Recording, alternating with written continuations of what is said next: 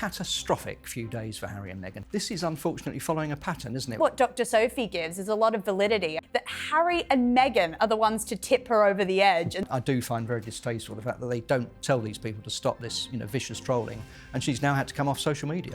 Are they becoming a toxic brand, as Dr. Sophie said earlier? Becoming, they are. The fact that he didn't even know his own father was hospitalised shows that unfortunately, this rift is as far apart as ever. I'd like him to slow down. Camilla is forever telling him to slow down, but he's just got this work ethic. He's known for working late into the night and literally falling asleep at his desk. William is probably going to need to start getting ready. It's never good when the palace makes an announcement like that. I don't think this lets him off the hook. I just think this undermines her entire case, actually. I think it's more of a ploy to see her children. She hasn't seen them, and this is probably a cry for help. Flower sprinkles you can get for $15. OK.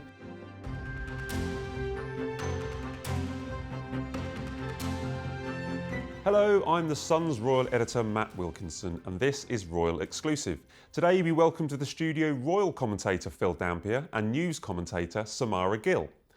What a week of high drama. While the Princess of Wales uses Mothering Sunday to remind us all to relax, the King is being forced to slow down after being taken to hospital, Prince Andrew could be sweating over news from Australia, while Prince Harry has no time to Netflix and chill, as after years of hurling insults at Britain, the media and the royal family, has he finally met his match in Dr. Sophie Chandauka?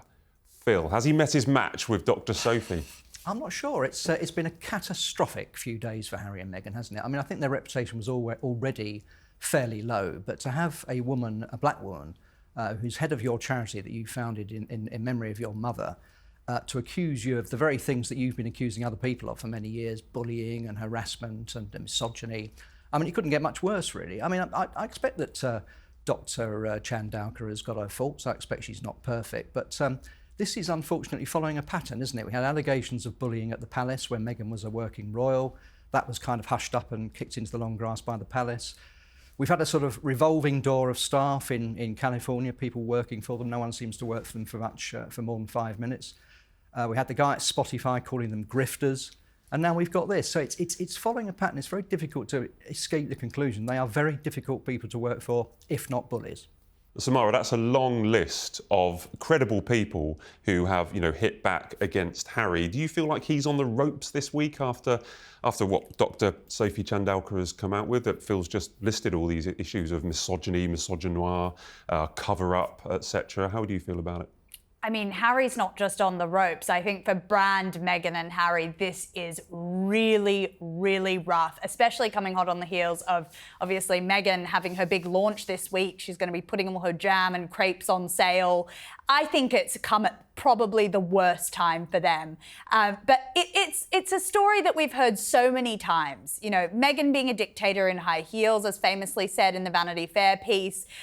Jason Knauf coming out and just saying, they were bullies in the palace. This is no surprise, but I think what Dr. Sophie gives is a lot of validity. She's worked at Meta. She's been a high-powered solicitor for a long time. She's clearly been in a lot of stressful environments, and it says a lot that Harry and Meghan are the ones to tip her over the edge and say, I can't deal with this anymore. It's been so rough working for them. They're bullies. Misogynoir, that's something that Harry and Meghan said that the royal family dragged them through. So it's really interesting to see him get a taste of his own medicine right now. Well, yeah, it almost feels like it's the first time someone has really hit back against Harry. So many times he's thrown insults at everybody else. It's the first time he's actually in a little bit of a battle. One of the issues that I've picked up is Dr. Sophie accused Harry of possibly being a toxic brand. So it's toxic to the charity. And this charity was really, really important to Harry. He set this up, almost in memory of his mother, Princess Diana, in conjunction with Prince Siso of Lesotho. It was really important to him, but she said that he's toxic and they were losing sponsors, Phil. I think what's happened is she was trying to modernise it. She thought that the whole operation ought to be moved to Africa. She thought that it wasn't a particularly good look for rich white people to be playing polo and for that to be the main source of income. So I think she was trying to find other sources of income, and the catalyst for this big row seems to have been when they were all on stage together at this polo event, and Meghan wanted her off the stage so that she could pose up with the trophy. Then it was all, as I think you're coming on to, sort of mixed in with making their Netflix show about polo, so they tried to sort of commercialise it. So the whole thing's become a mess, but the big thing now is what's going to happen to this charity? Is she going to stay there? Is she going to be able to survive this? Or is Harry going to wrest back control? I mean, he should never have lost control in the first place. Him and Prince Caesar of Lesotho should have kept a much better eye on what was going on. And I think it's very, very sad, that it's come to this, that financially it's not doing well. What's going to happen to the charity in the future? And the people that are suffering, of course, are the people with AIDS and HIV who are supposed to be benefiting from it, because if the money's not coming in, they're not going to see the benefit. 100%. You mentioned there about the Netflix issue. This is a really aggravating factor for me. Netflix cameras, as Dr. Sophie explained, Harry announced that he was going to bring Netflix to this charity fundraiser, and it caused, I think, lots of disturbances, I think she said. And then Meghan turned up, and then we have these text messages that allegedly, or messages that Harry unpleasant messages that he allegedly sent to Dr. Sophie. Phil, I want to take your view on this. We're 5 years since Megxit. The Queen said you can't have a hybrid situation, you can't be half in, half out.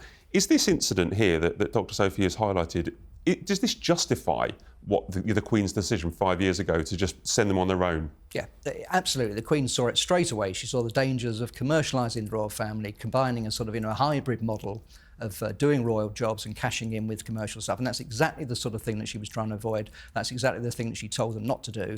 And that's what happened. What's happened with this polo match? That she thought the doctor thought that it was just going to be presenting the trophy and it was all going to be part of the charity, and all of a sudden he turned up with a Netflix crew and wanted to make it part of his programme, and that was part of the problem. So yes, that is exactly what the Queen wanted to avoid, and we can see playing out there, with Harry cocking it up, if you like.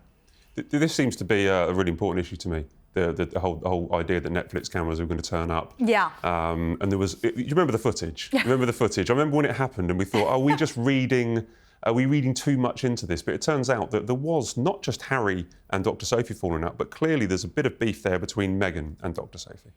Clearly, Matt. I mean, Meghan basically was a whirling dervish through this whole polo match, bringing not just film cameras, but also very high-profile celebrities that weren't meant to be there in the first place. So that then changed the entire sort of vibe of the polo match that was meant to be for charity. So this was Serena Williams, wasn't it? She brought Serena Williams along and made it a whole big circus. Yeah.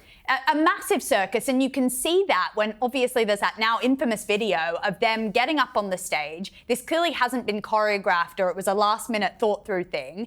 Meghan almost pushing this very accomplished Dr. Sophie to the side, Dr. Sophie having to duck under the trophy that Harry's holding, all because Meghan clearly wants to be in the centre of the shot. It was really badly thought through, and I can see how that probably was the final nail in the coffin for her, that polo. And to make it worse, match. He then sent an email, didn't he, to the doctor asking that she should publicly support Meghan, which she didn't want to do. So that made it even worse. And clearly Meghan was behind that. So do you think, I was going to ask what you thought, because my understanding was that Harry and Meghan asked their staff to send emails, asked Dr. Sophie to apologise, which is baffling. And then when she refused after a back and forth, Harry allegedly sent an unpleasant and imperious message demanding she explains herself. Do you agree? Do you think Meghan asked Harry to do that, or is it something that Harry wanted to do to protect his wife? Why would he do that? I think Meghan probably did ask him, to be honest. Or certainly they chatted about it themselves. I'm sure they did. And the doctor quite wisely said she didn't want to do it. She knew what would happen. She didn't have anything against Meghan at that point, but she just knew how it would be exploited, so she refused to do it. And you've got to be quite strong-willed to refuse to do something that when a prince who actually sort of started a charity tells you to do something. So I think she's a strong character. So to come back to your original question, has he met his match? I think in some ways he probably has, yes. Who do you think, or Samara, who do you think wins? Because it's an ugly, ugly situation being played out in the press at the moment. Day after day, we're hearing news stories. Who wins between Harry and Meghan or Dr. Sophie? I completely trust Dr. Sophie on this one because she just comes off a raft of people slating Meghan and Harry and having these horrific experiences with this troublesome twosome. I just think that, you know, they really have a bad record, and this is just kind of the cherry on top of it all for them. So I think that Dr. Sophie wins out of this. She comes in with class, with grace and sophistication, and Harry and Meghan kind of tossed to the wayside for this one. One thing that strikes me in the last couple of days, because this has been a developing thing, we could talk about for almost a week now, this has been going on. It's slowly turned, and we're beginning to get what seems to be counter-briefing against Dr. Sophie. Where is that coming from? We're not quite sure. We don't know who these anonymous sources are, but lots of stories are coming out. I mean, we're talking about the allegation she spent £400,000 on consultants. I think there's one astonishing story accusing her of playing the race card while she was in the charity and that she was poisonous. But the one thing that leaps out, there was an interview with Harry's friend, and I want to ask you about this, a named friend who said he was speaking on behalf of Harry, or with permission from Harry, not on behalf of Harry, but with permission from Harry. And he said, it feels like Dr. Chandauka had her nose put out of joint because she was not the most important woman of colour on the stage. Yeah, you said something about she'd had her nose put out of joint. Then you said that Harry was so upset it felt like he'd had one of his fingers cut off. He seemed to have an obsession with body parts, this bloke. I mean, I think we should give him the elbow, don't you? I don't know, but, you know, he's clearly been briefed or asked by Harry to stand up for him. We never seem to hear from Harry and Meghan themselves, do we? It's always sort of anonymous sources and stories that appear in papers and briefings. And, of course, one of the worst things, I think you broke this story as well, Matt, that, you know, she's been subjected to terrible trolling by the Sussex squad, the people who sort of purport to support them. And we never hear from Harry and Meghan condemning that, do we? That's one thing, that they never come out and say, you know, please don't do this on social media, when they're always going on about the harms of social media to other people. So that's another aspect of it, which I do find very distasteful, the fact that they don't tell these people to stop this, you know, vicious trolling. And she's now had to come off social media. Are they becoming a toxic brand, as Dr. Sophie said earlier? Becoming. I mean, they are. They have been. I mean, they've been building up to this the past 5 years. They're extremely toxic. No one wants to go near them. And I just also, I think that one of the other comments that the friend made was that apparently, you know, Dr. Sophie was jealous of Meghan. Why is this the common thread that always keeps coming out? Oh, she was jealous of Meghan. It's like what they said about Catherine as well. Catherine was jealous of Meghan. It's the common line that they keep trying to play. And none of these women are jealous of Meghan. I mean, she's an actress that was on Suits. Dr. Sophie is someone who's highly accomplished, and so is Catherine. I don't think they're jealous of anyone in that situation. So I think toxicity is an understatement for these two. I think I'm getting the impression that the royal family are consistently distancing themselves. They're not getting involved in this row. I think you know, the King, the Queen, etc., and William and Catherine are getting on with their job, and they're not bothered, but they are probably watching it through, you know, from behind the sofa. But the King went to hospital. Okay, you know, the palace is telling us this wasn't a drama. We'll get onto that in a minute. But what do you make of the fact that, and we broke the news, that Harry only actually found out his father had gone to hospital when he watched the news, when he got an alert, when he found out through the media, that they didn't tell him? Well, I just take it that it shows what we've known for some time, that he's completely out of the loop. They don't talk to him. The King doesn't talk to him. William doesn't talk to him. Prince of Wales doesn't talk to him. And the main reason is they don't trust him. They think the moment they tell him anything in private, it's going to become public. So that's the problem. But it just goes to show the fact that he didn't even know his own father was you know, hospitalised. Shows that you know, unfortunately, this rift is as far apart as ever. That's you know, that's plain for everyone to see. Do you think they should have told him? I mean, it is his father after all. You know, it's father and son. Do you think he should have been told? I mean, once you've published a whole book that airs the dirty laundry of your entire childhood and your family and really private moments, I really don't blame the royal family for not sharing that information with him. But you're right, it does really show how cut off he is from the inner circle and what's happening there. And I really don't blame them. But I think that Harry is going to have a moment of reckoning when the King does pass eventually, and say, oh, I really did miss out on those last years of my dad's life. And I think that he's going to have a total moment where he just regrets everything that he's done to that family. And that's going to come much later, but this just shows how out of touch he is right now with them. I think also Queen Camilla very much wants to protect Charles. You know, she feels that any stress is bad for him as he's battling his cancer and getting back to duties. And you know, Harry unfortunately is stress. So the less he has to do with him in the current climate, I think, the better for him. And that's probably, she doesn't feel that any dramas involving Harry are good for his health. I think she's probably right. I mean, obviously, you've got the time difference with dealing with people as well. So, for all these factors, I think they just wouldn't think of it as a priority to inform him of these things. Obviously, if it was very serious, they'd let him know. And obviously, he flew over on the time before. But, but at the moment, there's no point in telling him every last detail of the King's health. Because, as you rightly point out there, they did tell him before they announced that the King had cancer. And the first thing he did was make it a drama. Yeah. He jumped on a plane. Yeah. He came over. The King was having treatment. He needed to be kept in almost a little bubble, safe from people who flew 5,000 miles on a commercial jet and went into Clarence's house and demanded time with his father, which is understandable, but he does create drama. Talking of drama, King was a hospital. The palace say it's not a drama, it's a mere bump in the road. Is the King going to hospital for treatment for his side effects for his cancer treatment? Is that a drama? I think obviously anything to do with the King's health is of interest. I think when we see him in Italy next week, that will be quite crucial. That when we see that if he's in reasonable health, if he's well enough to do that trip, I don't think we've got too much to worry about at the moment. But obviously he's having this ongoing treatment. I'd like him to slow down. Camilla is forever telling him to slow down. She'd like him to pace himself.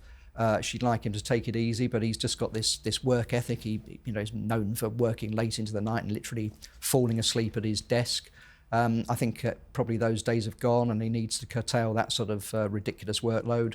But it's just in his nature, it's just in his blood, and that's how he'll probably carry on. He likes being busy, he likes meeting people, he likes getting out and about, and he likes doing the job, basically. So I don't think, he's not going to sort of disappear, but he really, for his own good, ought to slow down a bit and pace himself. And that does, I think you're going to talk about this, Matt, it does present an opportunity for other people, perhaps Sophie, Duchess of Edinburgh, to step up and do a bit more. Well, there have been eyebrows raised at the fact that, another Sophie, but this is the Duchess of Sophie, the Duchess of Edinburgh, Sophie, that she isn't being used more because she's basically chomping at the bit. Because a lot of the time, it's the King is being thrust into everything. He's been forced to make, William's dealing with Catherine at the moment. He's got a lot going on. We don't have Harry, we don't have Andrew. Are you a big fan of the Duchess of Edinburgh by a chance? I mean, I don't mind her, but I do think that the King has been really needed right now. There's been a lot of division in Britain, a lot of division globally. I know that the King is almost being used as a bargaining chip for the UK to get back in with Donald Trump after all of that. So I think that the King is very needed right now, and he's so stoic. I almost forgot that he was battling cancer the past year because he's been out there shaking hands and doing what he does best. But I think that William is probably going to need to start getting ready, let's just say, for the incoming position. I know that he's been doing that his entire life, but it's never good when the palace makes an announcement like that.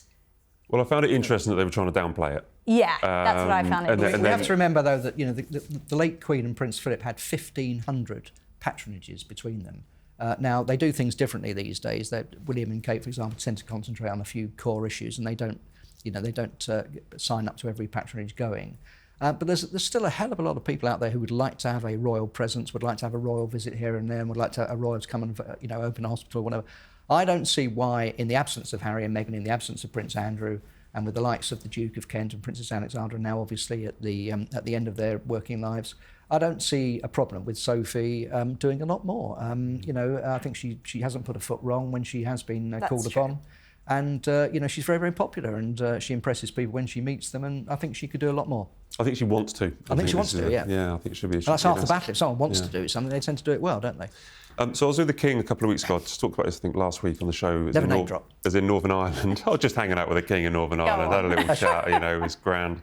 And this week, he obviously returned to work, and he's got quite numerous jobs. There's public jobs at Windsor Castle and at RAF Northolt, and there's also some private jobs where he's meeting the Prime Minister, these kind of important things, etc., etc. But he did give out some investitures. This was to Alan Titchmarsh and to Catherine Johnson-Thompson, very successful heptathlete, and she said that he looked in good spirits and looked fit and healthy. So she was up close to him. So we'll go with her words for now. Yeah. Yeah. She looked good. She said he looked good. You know, he looked fine. He's known Alan Titchmarsh for 40 odd years, hasn't he? I mean, they're quite good friends, I think. So there was obviously a good rapport there. But as I say, I think this trip next week to Italy, great shame, of course, they're not meeting the Pope. He doesn't seem to have a great deal of luck with popes. Had to move the date of his wedding 20 years ago because the Pope died, sadly.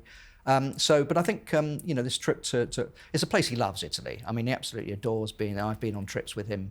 I remember once going to the Uffizi Gallery in Florence and him being in the room. It's great, actually, because we were in there just waiting for him. So without all the hordes of tourists, we were able to look at the birth of Venus, and you know, and he came in and he was clearly deeply moved, and he said, "Oh, I might never see these again," you know. And he absolutely loves the culture. He absolutely loves the artwork and everything. So and he loves the Italian people. So I think it's going to be a good trip. I think you're going, Matt, aren't you? Yeah, I'm going. You'll enjoy it, and the press pack will enjoy it, and there'll be plenty to see, and Camilla will do well.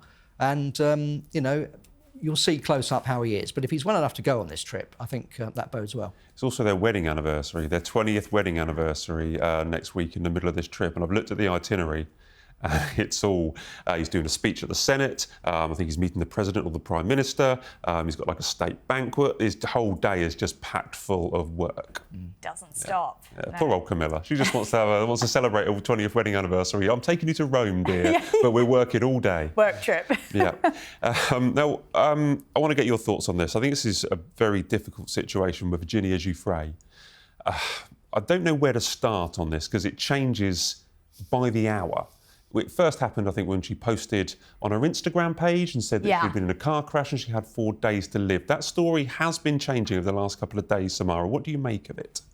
I mean, anyone who's seen that photo, it's absolutely shocking. It's very graphic and accompanied with her caption of, "Oh, I've got 4 days to live." You just think, my goodness, this woman's been through it.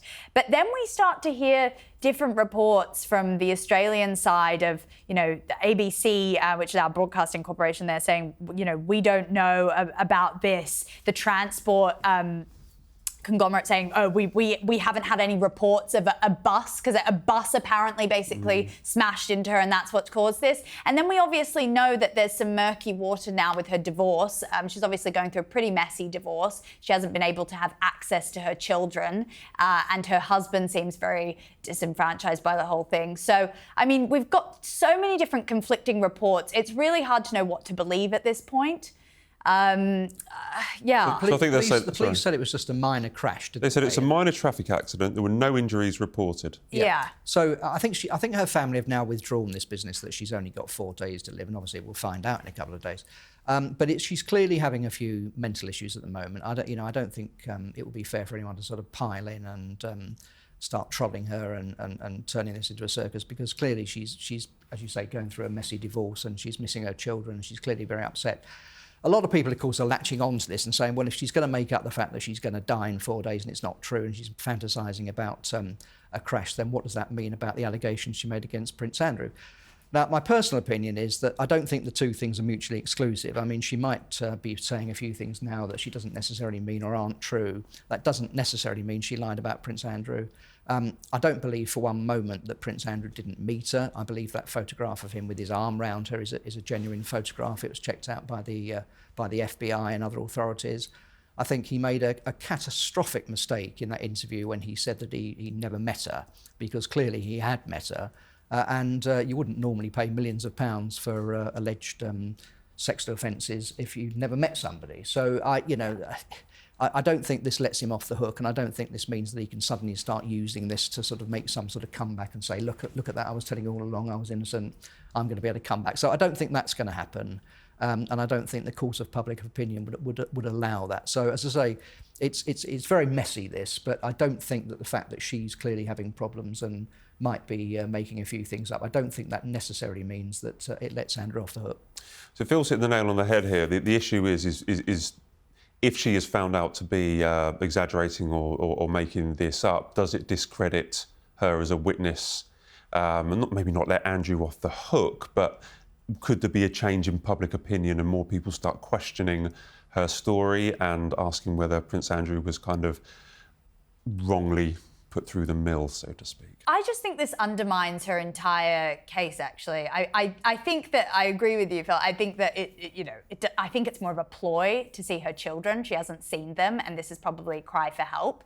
But it's a real cry for help when you get out your phone and you sort of say, I've got 4 days to live, and post this graphic photo that then gets spread across online, as she knows that is what would have happened. I think she's not presenting as very mentally stable at all. And it does sort of discredit a lot of the other things that she said, I must say. I'm sorry, but that's just how the public, I think, will read it. Well, it's thrown Prince Andrew back into the news. And I think Prince Andrew probably hoped the whole Virginia Giuffre situation had gone away. How do you two both think that Prince Andrew would be feeling about the fact that suddenly his name is all over the news again?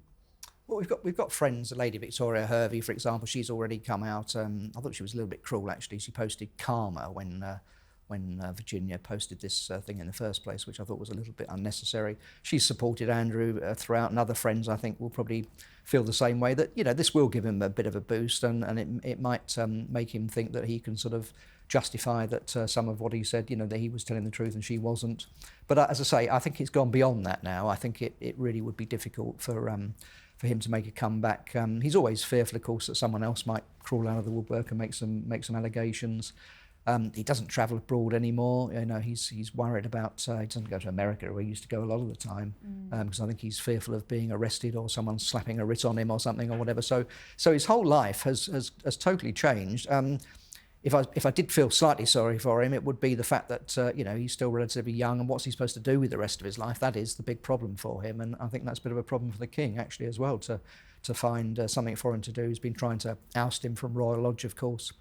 That house is probably too big for him, bearing in mind he's not a working royal anymore. But no, it's a very, very difficult situation. But as I say, I don't think this will be the start of a comeback. This brief episode, I don't think it's enough for him to sort of say, right, I was right all along, and I'm going to be back in action soon. This has all been quite stressful so far on this show, guys. I'm feeling quite stressed, and I think we need to talk about the sanctuary of nature. And I think we need to think about going for a walk in the woods with the Princess of Wales. So on Mothering Sunday, she released a video. It was a bit different because previously, particularly last year, she released a photograph which had been doctored. She apologised, which was wonderful of her, quite frankly, to come out and say that she had doctored this photo. What do we make of her message, her Mothering Sunday message about the video and sanctuary of nature? I mean, I think an experience like what she's had this past year would change absolutely anyone. I mean, she's been through it health-wise. I know that, William, it's been the quote-unquote worst year of his life. So you can only think about what she's gone through as a person. I think this has been a real year of reckoning for her. I think she's actually just doesn't want, after the absolute calamity that was last year with that photo, I think she just didn't want any other press surrounding her Mother's Day release. I love this video. It was really calming. I felt like I'd been in some sort of, spa when I watched it. It's just beautiful nature, her walking through. I think it embodies Kate, and I think she's just taking a step back from the sort of glitzy materialism that did surround her prior to her cancer diagnosis. She's not sharing where her clothes come from. She's not having more of this public persona. She just wants to step back a little bit, and I think she's still on her healing journey coming back, and I think she's not fully wanting to come back into the public eye. But yeah, we're waiting. I'm waiting. You raised it, Samara, but there is a contrast there between Meghan's videos and the Princess of Wales' videos, isn't there? That's for sure. That's for sure. I mean, while we see Meghan sort of trying to shaft cheap pots of jam and crepe mixes, and her weird Mother's Day photos too, which try to seem authentic, but really just come across as forced and contrived. It's a real contrast, I must say. Was she posted, I think, a video of a cake with lemons. I mean, is she bitter? Ooh. Read into that what you will. Yeah, no, I think Samara's right. I think Princess of Wales has become very sort of a lot more spiritual in the last year. She's been reflecting on what she's been through. She's very much prioritising, what's important to her in life, and clearly the most important thing to her is her family, featured in the video.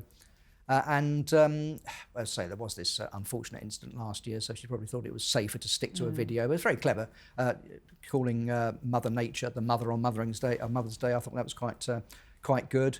And we look forward to seeing her back in action a lot more. Clearly she's on the mend, which is good news, and hope to see a lot more of her. But I think as you say, anyone who has a brush with cancer and treatment like this, they start to very much think about things a lot deeper. And she's clearly been on quite a sort of journey, to use that overused phrase, in that sense. But now we're seeing that in the video. But no, it'd be good to see her back in action. Yeah, you're right. It's about the theme at the moment. There are lots of this nature, being out in the countryside. Our understanding is that's really important. I think to she's her happiest up in Norfolk, to be honest, with the kids, going to Holcombe Beach, going through the woods. That's where they're happiest. I think that's where she'd like to spend her time if she could. But obviously, they need to be based in Windsor when they're doing stuff in London. Yeah. Meghan's. We're talking of domestic bliss. Meghan's, as ever, products are finally out. We finally know what they are. I've got a little list here, and I'll read through some of them and see what you think. We've got some raspberry spread in keepsake packaging. That's $14 US. Herbal lemon ginger tea for $12 US. Flour sprinkles you can get for $15. Okay. Shortbread cookie mix with flour sprinkles included, $14. Are we excited about Meghan's As Ever brand merchandise actually now hitting? Well, we can now actually buy it. Where's it all made? Is it made in some factory in Minnesota or something? I've been trying to find out. Well, this is it. Where's it? Well, the whole reason for the name change was because she knew she couldn't produce it in Montecito, and that was a legal thing. So clearly, it's definitely not going to be made in the orchards haven't we seen her in a beekeeping outfit? Don't they make their own honey? Perhaps they could, produce that. I don't know, but I think we'll probably find out at some later date that this is all made in some as I say, some factory associated with a normal supermarket or something. I don't know, It might be. I am trying, Phil. You are. Okay, we have been trying for many weeks, and if anyone knows where the factories are, please tell me. Well, you are quite jammy in life, so you should be able to find out. I don't know what world she thinks she's living in right now if she hasn't stepped foot outside the sort of gates of Montecito to understand that I don't know if your average American is going to be dishing out $14 for a pot of jam, or it's not really jam, it's a strawberry preserve, of course. But I think the whole lineup is really, really out of touch. No one's paying £12 or $12 for some tea. I looked at the royal family. They sell their own strawberry preserve. They sell that for £3. I think that's expensive. But it's a little bit more accessible. I think I don't know how this rollout's going to go. I don't know if we're going to see sold out stickers on things, because I think you will see sold out stickers on them, because that would be, if I was marketing something, I would not make many products. So I think you'll get sold out stickers because they haven't made many, and they'll say, "Oh, we sold out." But that's me maybe just being a little bit contrary. No, I think you're right. I mean, with her original jam rollout, it was one of 50 that she was giving to her friends. I think it is going to be this exclusive type of range, and I'm sure they've kept the numbers small just to make sure that they don't. Well, maybe I'm just a cynic. But the one thing that does jump out on this, it seems important to me, is that the products have been made in partnership with Netflix Consumer Product Group. So Netflix are really, really involved in Meghan and As Ever, probably far deeper than we realised. But the actual making of the products, the developing of the products, the creation of the products is not just Meghan sitting there in her kitchen. It appears that Netflix have a division that has been getting stuck in, so to the phrase, into making and working out these products. What do you think that means? Means they want to get some of their money back, I think. Having invested $100 million or whatever it is in the shows that they did, and the thing about Polo, which was university panned. I don't know how that did commercially, but no, I mean, they've obviously made a decision. They're going to stick with them for the time being. They're going to go for it, and they're getting in for a penny, in for a pound. And if they can get some money back with the merchandising, great. But I didn't realise they had this arm of merchandise. But you can understand them. Say if they're going to stick by them, they've got to do it. They've got to go the full hog. Yeah. Will Netflix also make, they make kind of products for some of their other shows as well, and they have shops as well, Netflix. But for me, it just shows that Netflix have really bought into Meghan. Well, I mean, her sheer fakery when she sort of announced the cobbled together collaboration of her and Netflix, we know that that was a last minute decision. And I totally agree with you, Phil. I think that she was definitely they're trying to get some of that 100 million that they've ploughed into this disaster back. They know that, I think with their help, she'll be able to actually get some products out there, because I know that they were also having trouble even with production. So yeah, I think they're going to put these jams and whatever comes after that, tea towels, cloths, into the store and try and recoil some of the funds that they've got back. That's what it's about. It's not this like amazing collaboration that's going to create a dynastical fortune for them. Mm-hmm. It's just them grovelling. The clothes range, is that Netflix or is that something else? Is that something separate, the clothes she's coming out with? The clothes is just another scramble for money. I mean, those aren't her clothes. She's just making a small commission off the sales of them. So it's just a sort of another ploy at her wanting to become a billionaire. And also saving and solving world hunger at the same time. I don't know how that works, but Yes, you can do both. Yeah, absolutely. So they tell us. Right, guys, deep breath. We've just got time for our quick fire questions. Quick fire question. Okay, ready? Who has been or is the best royal mother? Well, I think Diana was a superb mother, and that's what makes it so terribly sad, what's happened between William and Harry. I like to think if she was still alive, she would have banged their heads together and sorted it out. But I think at the time she was a very good mother, considering the difficulties in her marriage. She certainly showed them the other side of life, and they didn't grow up, living in an ivory tower when she used to say them to the homeless, etc. So I think she was a good mother. And the late Queen always used to say, funnily enough, that the Duchess of York was a very good mother. And I think the way you've seen Beatrice and Eugenie turn out, I think that's probably true. I mean, I'm not a great fan of the Duchess of York, but I don't think you can take it away from her that she was a good mother. Two strong contenders, Samara. I think Princess Anne, I mean, she did a great job of giving her children a normal life somewhat, not giving them titles, not giving them all the embellishments that come with royal life. And I just think that she's one of those people that reminds me so much of the Queen more and more and more as she gets older. And I love that stoicism that she instilled in both of them. She let them actually just have their peace and have a normal sort of existence, sort of. Excellent. What is the best charity work a royal has achieved?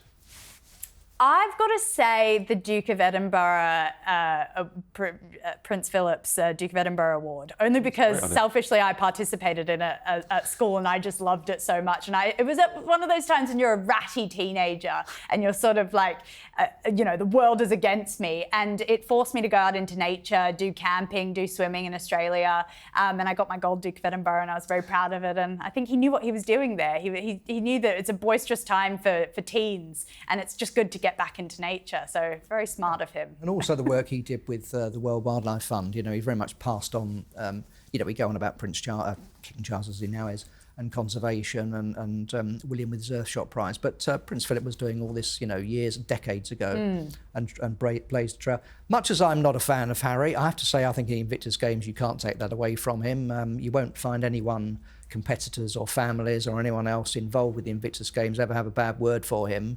And I think that's the one thing that he can really look at and say that be proud of that achievement. But as I said earlier on, it's a different ball game today. They do tend to concentrate on one or two charities, particularly William and Kate. They're concentrating on a couple of, a few core things. Whereas the Queen and the Duke of Edinburgh in the old days used to have, as I say, 1,500 patronages between them, maybe spread themselves a bit too thin sometimes. But so it's, I think the Invictus Games is one thing he can be proud of. It's a really good point. I mean, that the Invictus Games situation also makes it even more sad, as you pointed out earlier about Centre Bali, that there are actually children in Lesotho that needed this money and needed this charity rather than the bickering. And funding's now completely depleted, by the way, in the last couple of days from that. So he probably should have thought about that before he decided to drag that charity through the mud, but yeah. Right, final question. Meghan's As Ever jam and crepe mix products are out this week, but what royal would you want to make you breakfast? Ooh, I've got to say Princess Margaret, because she famously had her breakfast in bed, 9 o'clock, that's how I want it, 9 a.m, with the papers, listening to the radio, and then followed by a shot of vodka. So that's probably what I would do, want for myself. Well, in an ideal world, I'd have breakfast with Morgan and Wise. But if it's got to be a royal, I think it's the king. Wasn't there? I think it was a book by Jeremy Paxman, wasn't it, where he claimed that he had 6 boiled eggs lined up, all different runniness. And depending on what mood he's in, he'd chop off the top of one of those. So, I mean, that would be a fascinating... I think it was later debunked, but I mean, I'd love to be at breakfast with the king because he is a bit fussy and he likes all of his sort of organic food. And, barely eats, though. That's the problem. He likes all the muesli and stuff like that, doesn't he? To the point where I think they have it all laid out at Sandringham. And there was a guest once, and William saw somebody going, "Don't go over there. That's the bird table." Yeah. And so I think breakfast with the king would be fascinating. Yeah, no, both good answers. Thank you very much. Well, cheers, guys. We've been through a lot, so I really appreciate everything. Thank you. Right, that's all we have time for on this week's Royal Exclusive. Thanks so much for watching. Please leave your comments as we do read them. And don't forget to subscribe so that you never miss an episode. See you next week.